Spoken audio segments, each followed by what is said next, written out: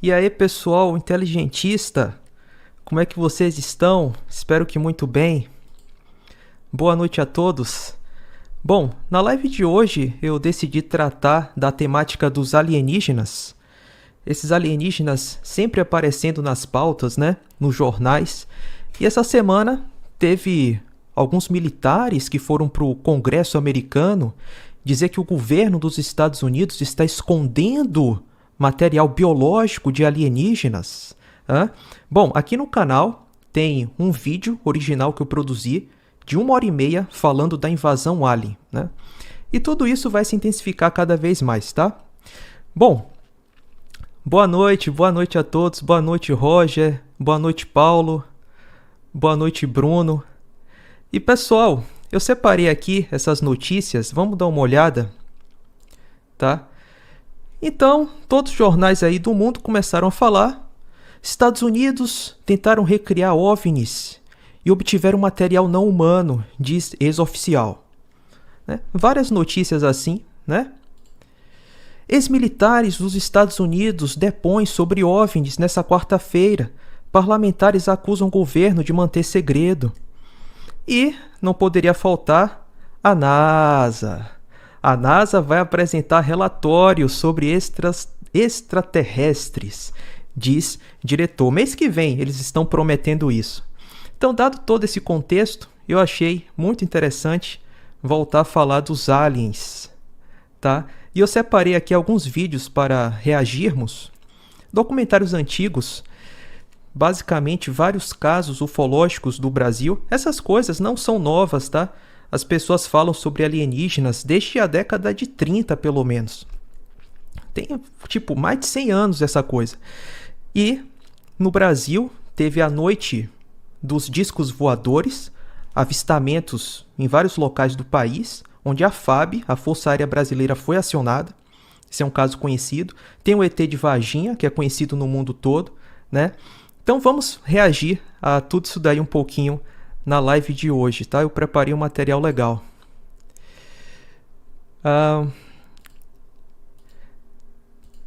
E aí, como é que vocês estão? Boa noite, Cipriano. Boa noite, Renato. O áudio tá legal, pessoal? Vocês podem confirmar aí nos comentários se tá bom. Legal, legal. Então vamos começar o nosso react. Eu tô prevendo que vai ser umas 4 horas de live, tá? Operação Prato, sim. Vamos lá, vamos começar. Então tá aqui uma reportagem do Fantástico, tá? Isso foi na década de 90. Acho que foi 97, eles fizeram essa reportagem. Bem legal porque aparece vários depoimentos de pilotos da Força Aérea falando que observaram OVNIs, né? Objetos estranhos, muito rápidos. Ou seja, nada disso é novo, tá? Vamos começar. As aparições deixam dúvidas até em profissionais com milhares de horas de voo. Comandante Bantel, 12 anos de aviação civil, 8.000 horas de voo. Olha só, não é qualquer pessoa, certo? Vocês podem confirmar se o áudio tá legal? Tá legal, né? Beleza, vamos continuar.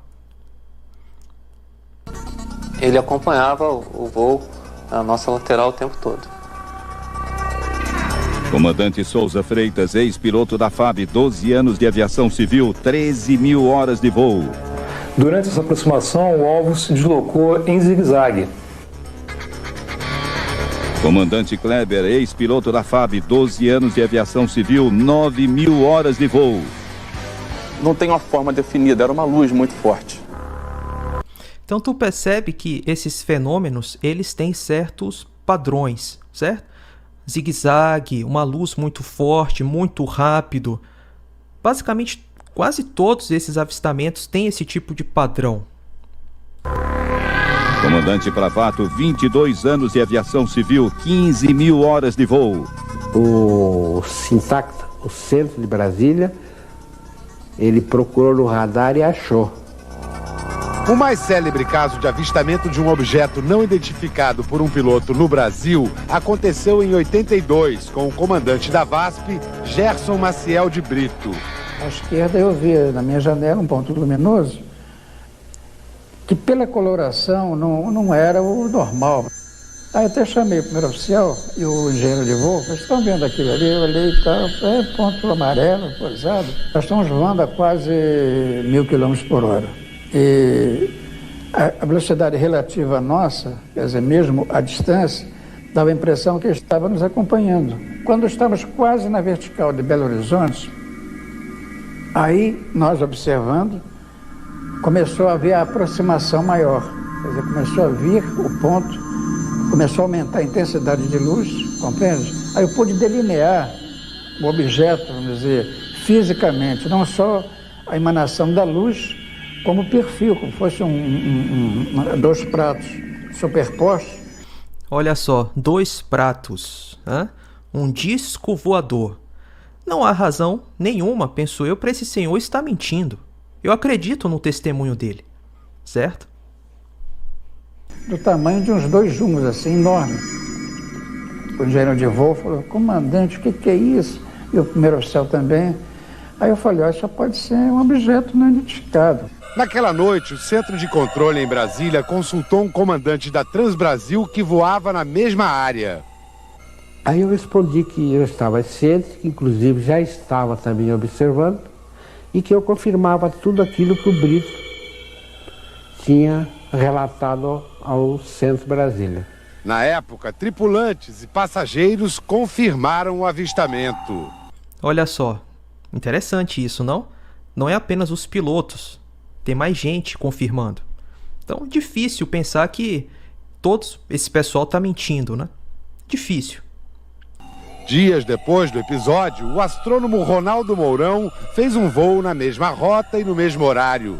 Ele acreditava que as testemunhas podiam ter se confundido com o planeta Vênus. Mas o brilho de Vênus em nada se comparava com o objeto descrito pelo comandante Brito. O caso... uma explicação medonha. Tudo bem que o cara quer ficar ali na coisa mais racional e tal, mas não faz nenhum sentido, né? Porque a descrição não bate com a observação de um planeta. O mais recente aconteceu em junho passado, com o comandante da Varig, Marcos Bantel, num voo Rio-Belém. Ele ouviu um contato de rádio entre o comandante da TAM e o controle aéreo de Recife. Era um relato de avistamento. Observei também o fenômeno. Uma luz muito forte, né? Mais que qualquer estrela, mudando de cor. Branco, vermelho e azul, mudando alternadamente. Então aquilo durou durante uns 10 minutos. E a aeronave da TAM, quando a gente falava em luz vermelha, ela conseguia ver que as luzes vermelhas, se não me engano, estavam na parte de baixo do objeto. A intensidade da luz era aproximadamente de 5 a 10 vezes o que seria do planeta Vênus.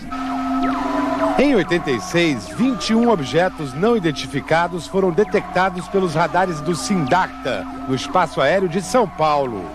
Caças F-5 e Mirage decolaram para tentar interceptar os alvos. Isso no Brasil, tá, pessoal? A gente não está falando dos Estados Unidos, Brasil, tá? Vamos lá. O tenente Kleber partiu da base de Santa Cruz, o capitão Viriato da base de Anápolis. Quando foi às 22h30, eu estava chegando na aeronave já e me deparei com um sargento de armamento, né? Abastecendo um míssil com nitrogênio, um míssil real, e me informando que a aeronave estava equipada com armamento de guerra, né? Com munição de guerra. E eu ainda perguntei brincando, o que aconteceu, né? Ele também só disse que tinha recebido ordem para botar armamento de guerra. A Defesa Aérea me solicitou naquele instante que eu fosse para cima do alvo e tentasse identificar o que era. Eu me aproximei então do alvo, até praticamente 6 milhas. Durante essa aproximação, 6 milhas daria em torno de 12 quilômetros. Durante essa aproximação, o alvo se deslocou em zigue-zague. Deram uma luz muito forte. Instantaneamente acelerou de 6 milhas até 20 e poucas milhas e saindo do alcance do radar da minha aeronave, né? Olha que coisa interessante. Isso, para mim, descarta a ideia de ser um fenômeno atmosférico. O cara se aproxima do objeto, segundo ele está dizendo, o objeto começa a fazer um movimento de zigue-zague e sai pela distância, com uma velocidade altíssima. Como é que isso é um fenômeno atmosférico? Não faz sentido, né? Isso em que velocidade seria? Essa aceleração, o radar de Brasília chegou a pegar na época de defesa aérea, deu aproximadamente Mach 15. Isso aí daria em torno de 15 mil km por hora. Hoje eu diria que é algo na envergadura de um jumbo, na largura de um jumbo, na matéria de asa, tá? A envergadura que eu falo de ponta de asa a ponta de asa. Bom, aqui vocês têm que perceber que essa galera que está falando isso não é o Zé do Posto. São comandantes da Força Aérea, pilotos muito experientes, não é qualquer tipo de pessoa, tá? Os caras até colocando aí as suas profissões em risco, né? Sinceramente, eu acredito no testemunho deles, tá? Os 2 pilotos, hoje na aviação civil, faziam parte da elite da Força Aérea Brasileira. O caso vazou para a imprensa. Na manhã seguinte, o então ministro da Aeronáutica, Otávio Moreira Lima, teve um despacho com o presidente José Sarney e decidiu dar uma coletiva. Os pilotos envolvidos na operação contaram tudo. Como vazou essa informação e tudo, não posso precisar. Mas isso veio à tona. E, uma vez vindo à tona, a melhor forma de você tirar qualquer dúvida é você fazer uma declaração que aquilo não tinha nada de digamos assim, que pudesse afetar a segurança do país. Além do planeta Vênus, os astrônomos buscam outras explicações científicas para os avistamentos de OVNIs. Balões meteorológicos, por exemplo. O balão meteorológico, ele... Eu tinha testado. Apareceu agora aqui. Bom, então vamos comentar aqui, né? Super burrão, sempre ele. O legítimo defensor do globo acaba de chegar. Todos saudam-me.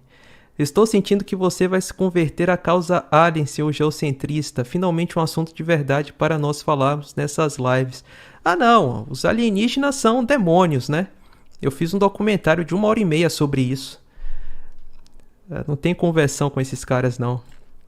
Teve mais um comentário aqui, Júnior Enéas.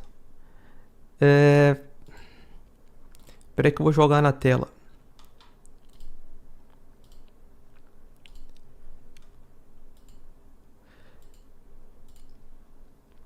Espera aí, vai aparecer, espera aí. Bom, enquanto isso, vamos continuar aqui o react. Vamos lá. Aí quando aparecer eu paro. Não tem condição de acompanhar um jato a quase 1000 km por hora. Há também um fenômeno conhecido como paraélio. O Sol ainda está abaixo da linha do horizonte, mas os primeiros raios se refletem nas nuvens. Só que esse fenômeno não se encaixa com os relatos dos pilotos. O editor Ademar Gevaer, que pesquisa o assunto há 25 anos, mostra uma foto rara. Um objeto não identificado fotografado pela tripulação de um Boeing. Esses pilotos, em qualquer uma das categorias, são pessoas altamente treinadas e qualificadas, que sabem distinguir um fenômeno atmosférico de um fenômeno meteorológico ou de qualquer outro fenômeno de um objeto voador não identificado. Júnior Enéas, Douglas, estou namorando com uma menina altamente profana e pagã, mas creio no Criador e sigo a Bíblia, mas ela fica de profanação. O que me aconselha? Cara, parte pra outra. Simples assim, tem muitos peixinhos nadando no mar, né? Uma menina altamente profana e pagã, e você sendo cristão tá namorando esse tipo de menina, cara? Com certeza tem alguma pessoa melhor aí pra você. Vamos continuar. Com características anômalas. Em segundo lugar, esses profissionais nunca estão sozinhos. Um piloto civil geralmente está com o seu acompanhante na cabine. E é comum que a observação seja feita por ambos, assim como o restante da tripulação e muitas vezes até pelos passageiros. O consultor aeronáutico Douglas Avedikian era controlador de voo em Brasília quando os 21 OVNIs foram detectados no céu do país. Ele garante que houve vários outros casos semelhantes. Imediatamente a gente teve uma orientação bem enfática dos superiores que, por uma questão de segurança nacional, nós não comentássemos nada na época, né? Como é assim até hoje. E hoje eu tenho essa oportunidade de comentar, porque a atividade que eu exerço eu não tenho mais vínculo com a Força Aérea. Eu sou hoje um consultor aeronáutico, então eu tenho a oportunidade de poder colocar isso a público e enfatizar que realmente foi verdade. O problema é saber o que é que os pilotos da nossa aviação andam vendo pelo céu do Brasil. Se trataram de naves interplanetárias, isso não. Isso nós não temos absolutamente conhecimento nenhum. O comandante Brito conta que dias depois de sua experiência foi convidado a prestar depoimento a um grupo da FAB que pesquisava objetos não identificados. E ouviu a seguinte frase do comandante da equipe: a Força Aérea não permite que a gente entre em contato com a imprensa para informar essas coisas, mas você pode ter certeza que tem coisas incríveis gravadas em Brasília. Então quer dizer que o governo está escondendo coisas de nós? Que interessante. Joyce Lindona, você pertence a alguma igreja? Eu não tenho uma igreja fixa, né? Mas eu frequentaria uma igreja batista, frequentaria igrejas que têm uma boa doutrina, de acordo com a Bíblia, tá? Então, eu não vejo problema nisso. Então, pessoal, esse foi um videozinho que eu separei, que eu achei bem interessante, porque tem um testemunho de vários pilotos da Força Aérea, né? E foi um caso bem conhecido no Brasil, que vários e vários avistamentos, foi acionado o Ministério da Defesa e tudo mais. E também tem mais casos aqui para a gente dar uma olhada, tá? Só para perceber, isso não são coisas novas.